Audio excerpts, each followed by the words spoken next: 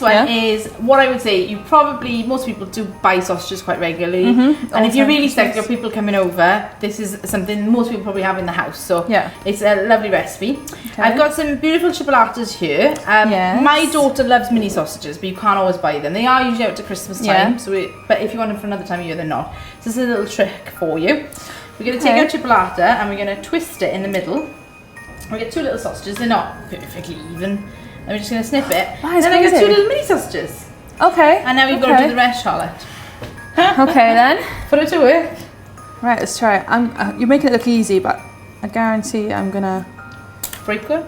Oh, I've already broken one. What the... So, bit of pressure. Bit of pressure and twisting. Have you done it? Look at that. Well done.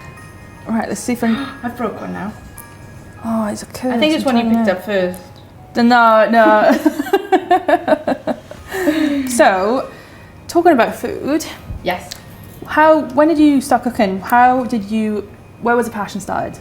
So I started cooking when I was about 2 at home with my mother. And I've cooked ever since, really. My mother was a really, really good cook. And ever since then, we always cooked as a family. We cooked as kids.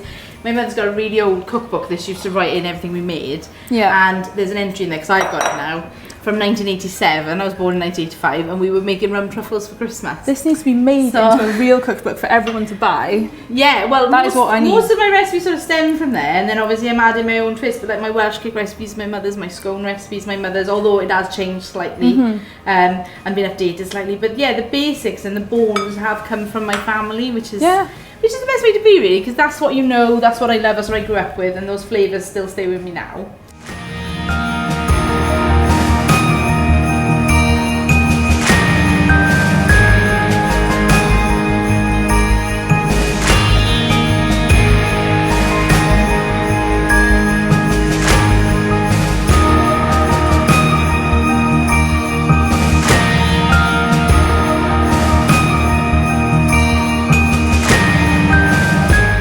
So good. So these are going to go in for about 30 minutes. Then for the last, and then for an additional 10 minutes without the lid on. All right, okay, so what does that do then? That just crisps it? Or? It makes it sort of more sticky. It'll take some of the moisture out of it. All right, okay. So we want the sausages to stay nice and smells nice and moist and soft. So that will be, and then right at the end, then it'll go all nice and sticky and take some of that moisture.